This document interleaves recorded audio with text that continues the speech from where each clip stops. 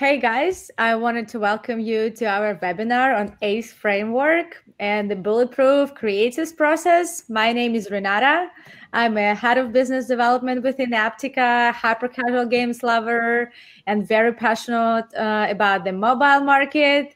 And I do want to pass the words to Tina. Hey Tina, let me introduce you.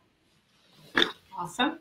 Hi, I'm Tina. I'm head of creative at App Agent, and I've been working in video production for about 10 years. I've spent most of my time in Canada and then the last year or so in Europe. So happy to be here. Hi, everyone. And Peter. Hi, hello, everyone. I'm Peter, founder and CEO of App Agent. We are an integrated mobile marketing agency that helps clients to grow their user base and revenues. And I'm in mobile already for a while. And in the past, I used to work for ad agencies. So today we'll share with you the expertise coming from the traditional ad business combined with mobile marketing performance. So why this webinar? We believe that if you have a solid process in place, you can actually focus on creatives, on ideas, on coming with fresh new concepts. And that's what makes a lot of difference nowadays, especially on Facebook and Google, where the creatives are playing such a huge role. So Tina will guide you through our ACE framework, and we will reveal a lot of our secrets and our tips how to efficiently manage the creative process and creative team. Thank you. I'll join in a second once there is some question from the audience. After we finish some part, I'll come back and follow up on those questions and answer them. Perfect. Thanks, Peter. Okay, guys, let's get started. We have about 30 minutes. So, Ad Creatives Execution, which is what ACE stands for, is basically a way to best produce ad creatives, and it starts with the product phase. Okay, so we're going to just jump right into that. Okay, so basically, we're going to start with the Golden Circle. This is by Simon Sinek, who's an author and motivational speaker. And he says the why is the most important thing to start with. So why did you create your product? Why should people care? What's the pull for people? And then from that, you go down into the how. How are you going to show that why? How are you going to present it in a visual way? And then basically you get into the what. So what should people remember about your product? So in Apple's case, they make cool looking and user-friendly devices, right? That's what everybody knows about Apple. So this is a really important place to start. And the most important thing in the product phase is to understand what the unique selling proposition or USP is of your product. So I can't stress that enough. That's what this basically this whole stage is about. And if you need help finding that out, then you will want to look at probably user reviews. You may not think about that, but about 90% of your reviews can help you understand your audience. So make sure you read them. And then also read what the journalists write about the product. They're usually super great at finding the USP. That's basically what they are meant to do. That's their job. So look at journalist reviews and also speak with the community managers. They know what users like. So it's a great way to, another great way to find out the USP. So USP, USP, USP. That's a really quick intro to product. I don't know if anyone has any questions so far. Nope.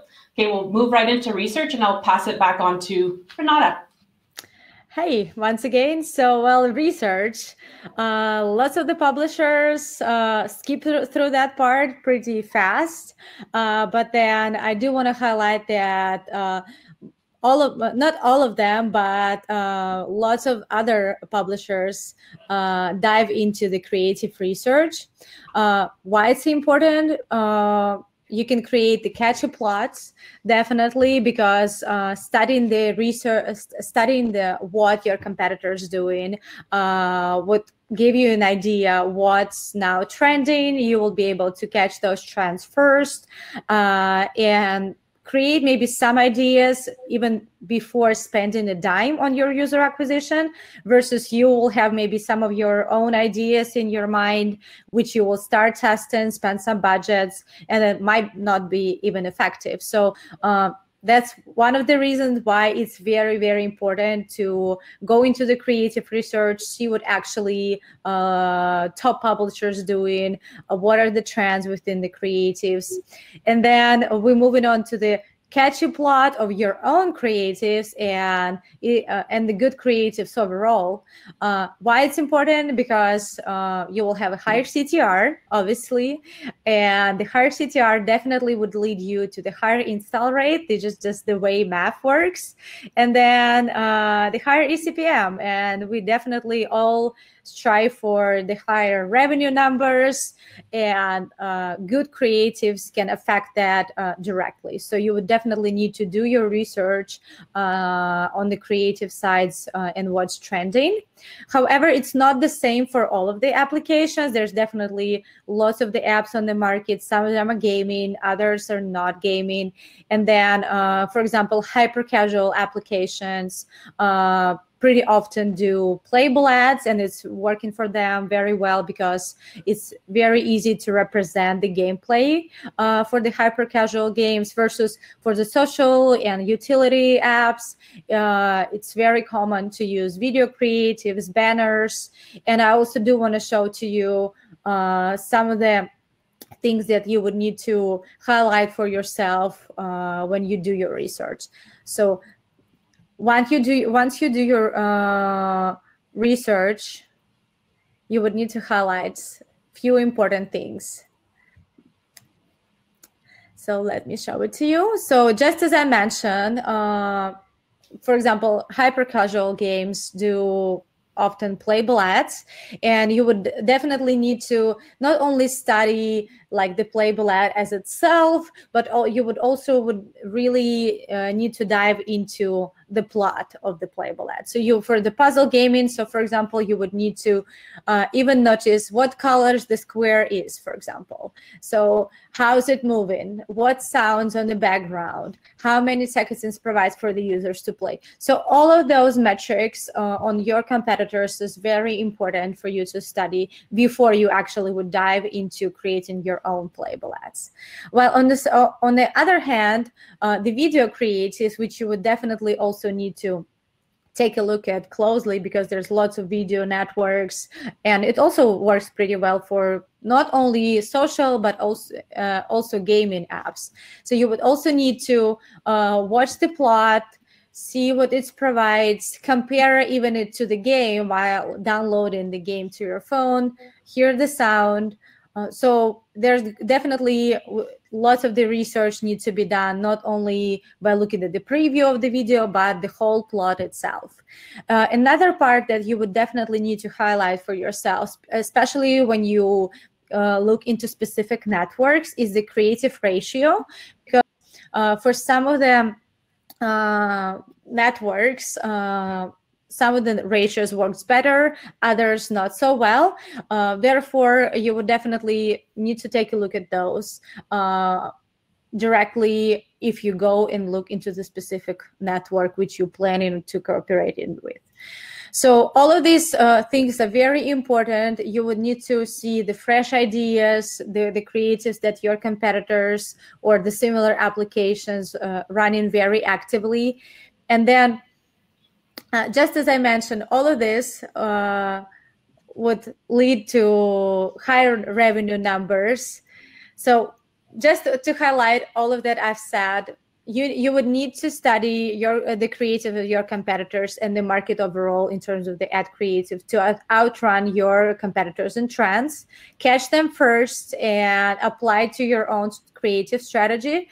That would definitely lead to user acquisition budget optimization. That would save you some money and get you higher number of installs, and definitely increase the revenue. That's all we guys striving for. So I believe all of those things definitely important for you as well as for lots of the publishers on the market. And I would be glad to answer some questions if you have about it.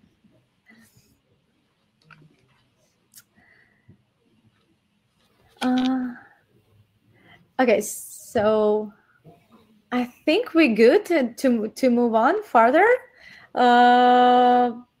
Let's move on, and we will maybe have some further questions at the end. Okay, great. Passing it back to Tina. Got it. Thanks. Okay, so once you have the product information and the research done, you're ready to move into the brief stage.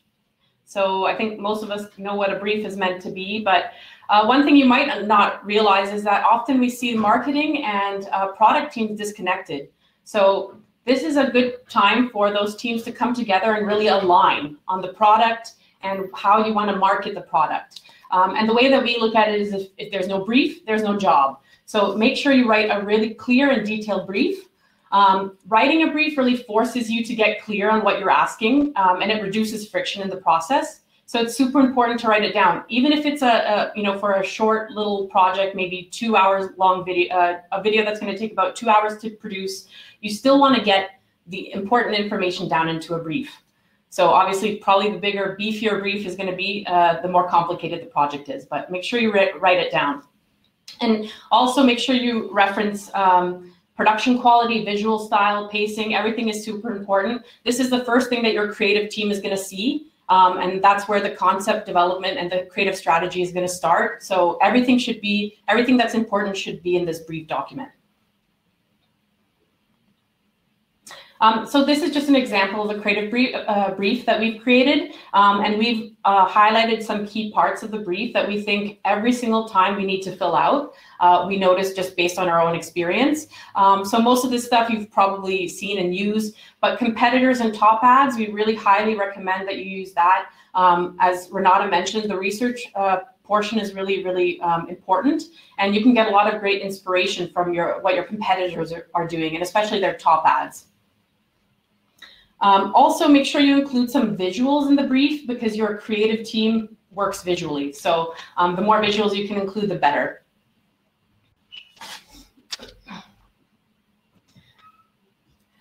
Awesome. I don't know if there's any questions on brief.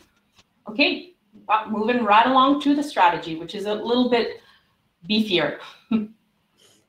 Okay, so I guess the first portion here that we should discuss, so when you're coming up with a creative strategy, which I like to say is the precursor to the concept development, the strategy is meant to lead to a consistent user experience journey. And what that means is that, so from a video ad, for instance, we'll take the example of Lily's Garden, quite a well-known game. From the video ad, you have this image of a house, a little garden there. Then when you click through to the video ad, you get presented with the store listings page, and the store creatives also have a similar type of house in there. So it's connected to this video ad. And then you flow into the onboarding if you go so far as to download that game. The onboarding also has a similar visual so that it's all tied together. This helps with retention because you don't lose users as you go through this journey, right? The user understands that it's for the same game. So it's quite important to start here. So a creative strategy can help you set the umbrella idea and the plan for concept creation and testing. So that's super important because you're also wanting to test a ton of different video concepts to find your best creatives. So it's super important to have some sort of consistency. And that's what this strategy is meant to do. It's essentially a set of rules that you create for your product that you can always refer back to. And then whenever you're developing concepts, you're always starting from that same place to maintain that consistency. If you're working on a game, you can check out Quantic Foundry or Game Refinery online to discover the motivators, and this can help you really dig a little bit deeper into your game. Awesome, and then we're going back to Simon Sinek's Golden Circle, and when we are thinking of a strategy, we think about the 3 pillars of a creative strategy. So number 1 is the why. So what motivates the users to use it? The second one is how visually will you represent the why? And then the what goes back to the USP that we discussed in the product stage. What is that one thing to remember about the product? So in this case, I'll just show you an example. So when we're putting together a creative canvas, let's say, this is where we're starting. So you have first, for instance, a game like The Sims. You have at first you have the USP and this kind of feature graphic or key visual at the beginning, and that is supposed to be the overarching message or idea of the product. And then the why. So what are the motivators? You're distilling what are your top 3 motivators for people wanting to use your game or app. In this case, it could be people want to express themselves. So that's a super strong reason to play the game. And then the how in this case will be visually how you're going to represent that, right? So that's super important to really set that playing field for your creative concepts. And then furthermore, the key messages you see at the bottom here. So these can be created by combining the motivators with the visuals.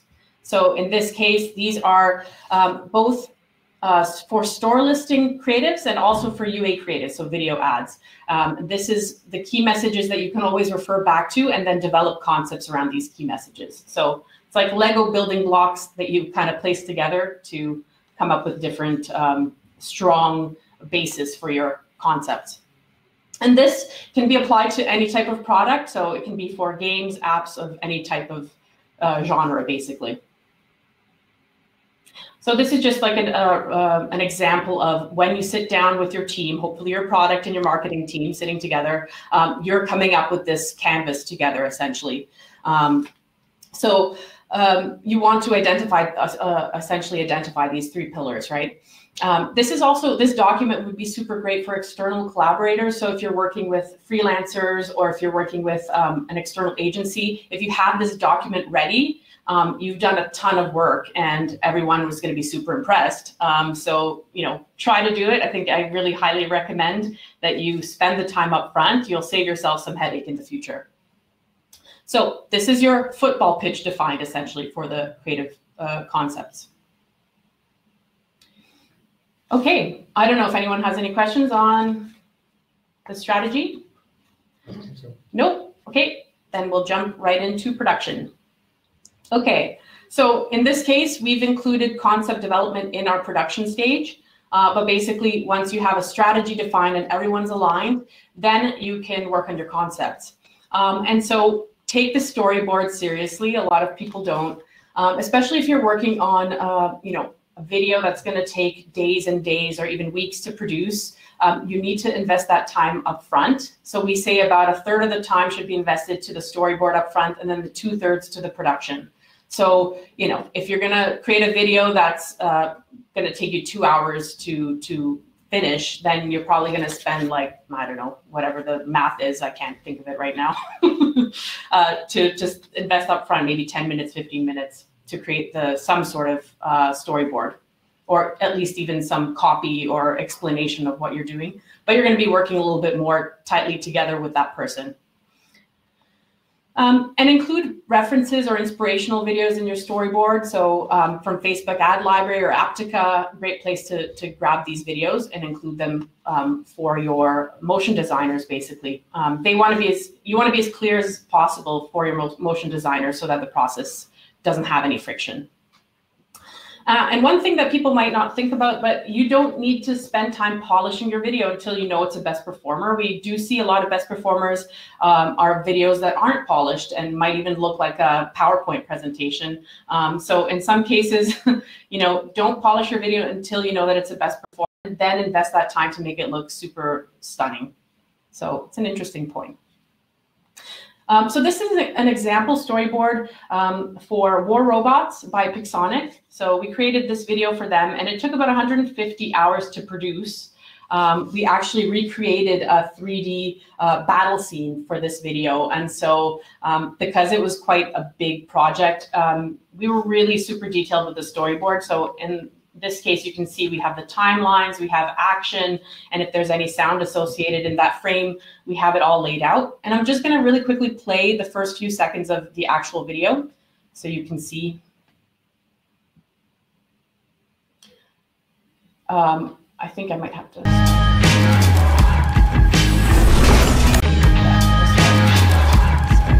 Start from the beginning. So the first few seconds of the beginning.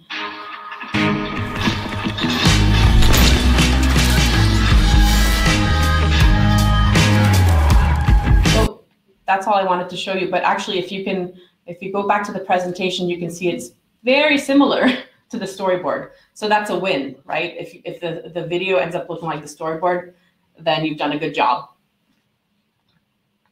And then just basic stuff, but production, the more work you have, the more projects you have, the more important it is to be organized. So we like to use Trello, and we have different stages of production, and then all our projects in the different stages. And we have one project owner who's basically updating their cards, making sure all the information is in there. It's the one place that anyone off the street can come in and click on a project and understand where that project is, what stage it's in, and basically have all the information they need to create that project if they know how to do it. So that's the way that we like to do it. And this is just another kind of like a zoom in of the project card. So it has all the information, links to the brief, links to the concepts, links to any feedback, due dates, just as a way for us to be super organized. Great. I don't know if there's any questions so far on. Nope. Okay, and we're moving into the last stage, which is testing. So if you're trying to determine how many ads you should be doing a month, it all really depends on how your spend, the channels, the size of the audience, and the genre. So, you can be doing 1 ad a week, you can be doing 20 ads, over 2 weeks. It really depends. And we say 2/3 of efforts go to iterations of best performers, and then 1/3 to new ads. Now, obviously, if you're starting from scratch, then you're only going to have new ads until you get your best performers. And then that's eventually going to switch, and you're going to have less new ads and more iterations. And then things are going well for you. So it's super important, most people know, but iterate your best performers, right? There's no reason not to iterate on something that is working super well. And the whole point of this testing is to get to that level. So iterate the heck out of your best performers, as I like to say. And just don't let your campaign start to dwindle. Always have ads ready to go. It's super important that you pre-plan for this kind of thing. You want your campaign to be, positive all the time. So super, super important. So just an example of an iteration cycle. So say you do 5 brand new concepts and you're testing them in tandem, and you notice concept 4 is winning. Well, then you're going to want to break down that winner into pieces. So for instance, pack shot, opening sequence, and you want to try to iterate that concept. So swapping out pack shots, adjusting the intro, and then testing that again. So you have a bunch of variants. The more videos you want to do, it makes more sense to use automation. That's something that we like to do. Automation will save you time. And again, it allows you to create even more iterations. So it's super important to try to, to basically find your iterations. And then from there, you determine what iteration is actually performing best again. So in this case, say it's variant number 5, then you're taking that information of say, oh, this pack shot performs the best. You're going to take that and you're going to bring it back, and you're going to develop some new concepts with that information, all with the same pack shot or intro. So that's essentially it in a nutshell for the iteration cycle. This is just an example of some iterations we did for Empires and Puzzles. So this was one video, and we found that the pack shot was what was really was the highest performing thing. And so we just did a bunch of iterations. We used automation. You can see everything looks kind of different, but if you really look at it, it's the same assets, but kind of, well, similar assets swapped out, put into different places, different colors used, different button styles. So this is all for testing purposes. Awesome. So that's testing. I don't know if anyone has any questions about testing before we get into the final key insights. Yeah, I'll pass it over to Peter. I see that Nikita is asking about examples of automation. So Nikita, you can approach it from like technical standpoint and also the content standpoint.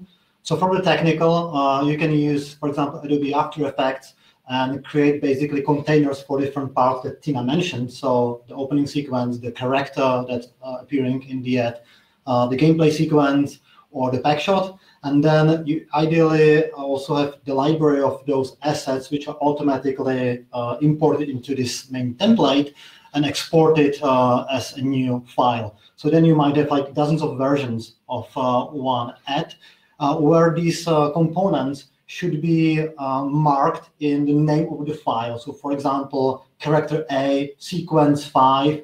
And if you have a proper marketing analytics, you can analyze this in your dashboards and identify, okay, so if I combine this gameplay with this character, it's performing the best. And that's how you then go back on the beginning of the loop and you start creating new concepts based on those winning elements, those aspects that resonate the most with your target audience. So that's how we approach it. You can go very deep in terms of using, for example, Google Sheets and combining those together through some scripting, but it very much depends on your needs and the scale of automation that actually makes sense for you. For gaming, it's probably somewhere small to medium when it comes to complexity. For travel, e-commerce, food delivery, you can use thousands of, let's say, food pack shots or items that, for example, Joom is selling, and then a proper robust automation makes a lot of sense. So I hope you answered your question, and I'm not sure there are any more. I will just click on the chat to see if there's anything else.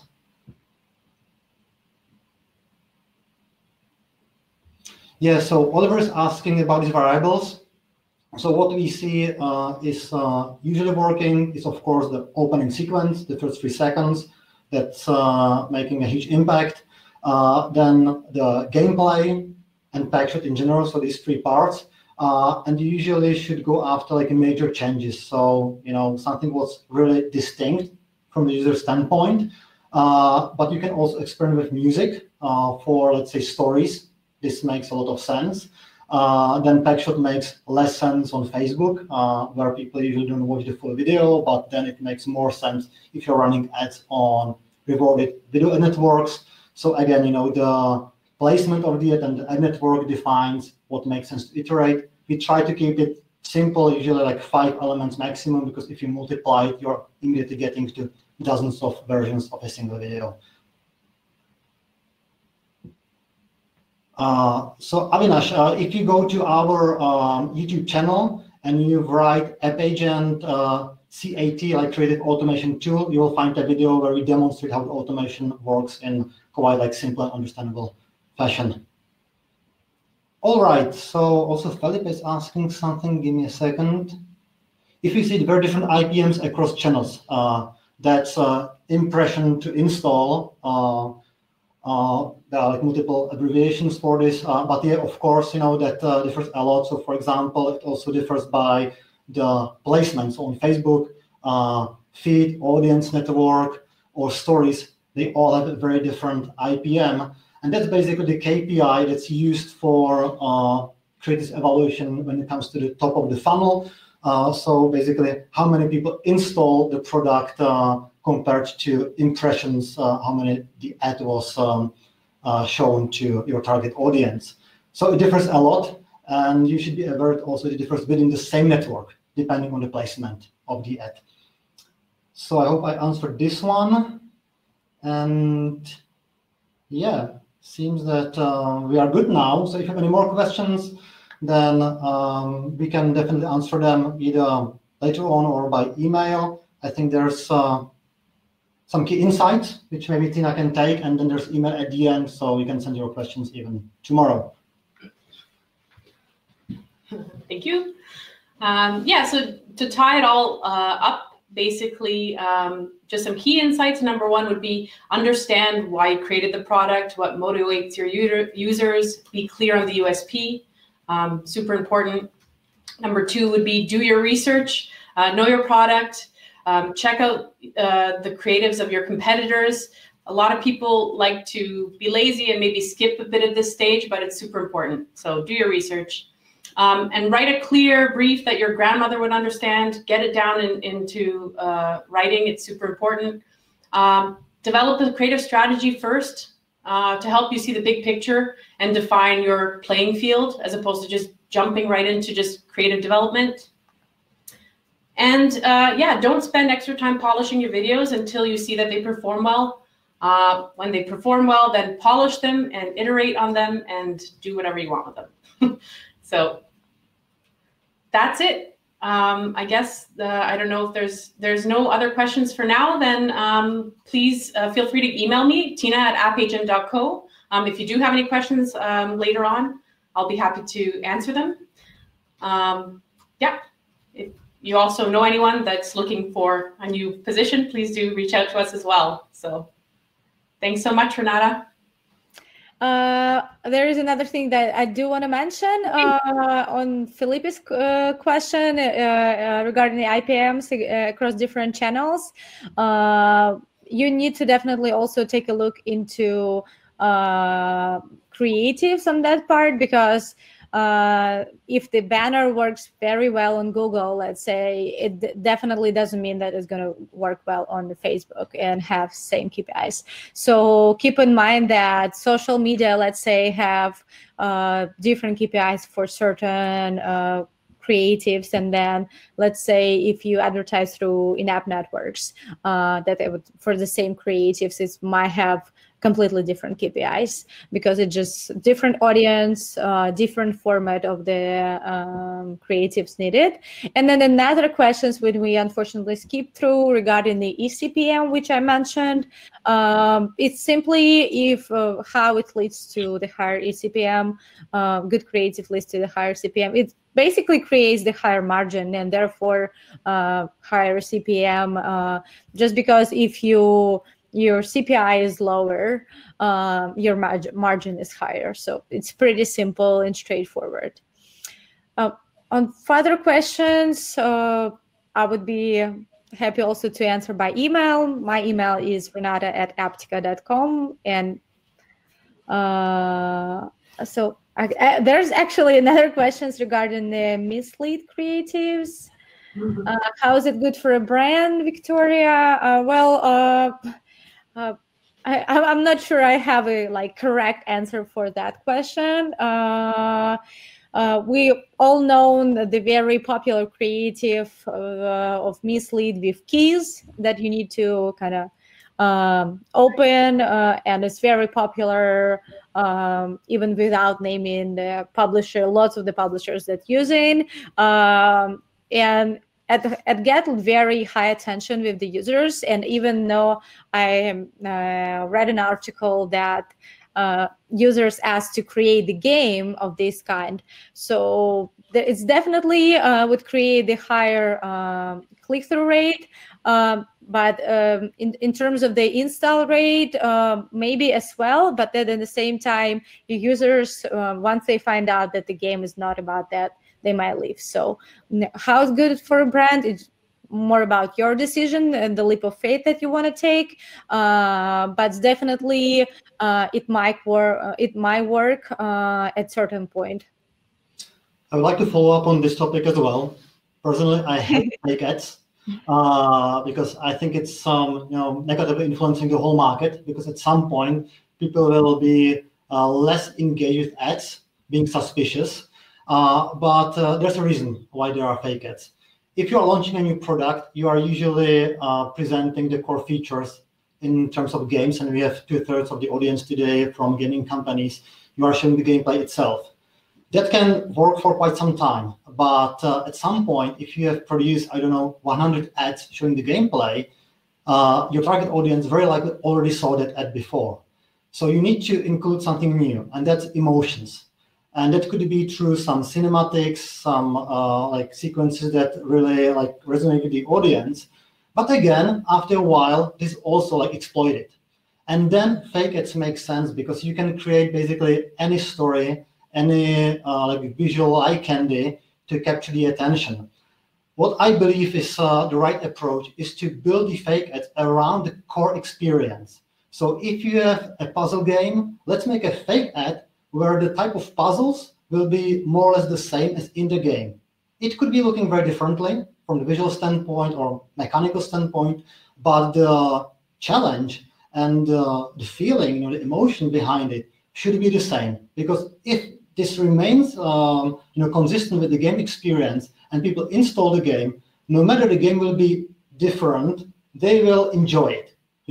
So that's what we are now recommending to Wargaming. They are launching a new game, and we told them that this could be the way how to explain the game principles in a simple form and actually grow the addressable market by creating sort of stories in a form of so-called fake ads. I can only agree with Peter. Yeah, very well said. Yeah, I'm agree on that part regarding the fake ads. I guess if there's no other questions, thank you guys for joining us. Thank you. Thanks a lot, and have a good one. If there are any more questions, ping us. We'll be happy to answer them. And stay safe, everyone. Ciao. Bye-bye. Bye.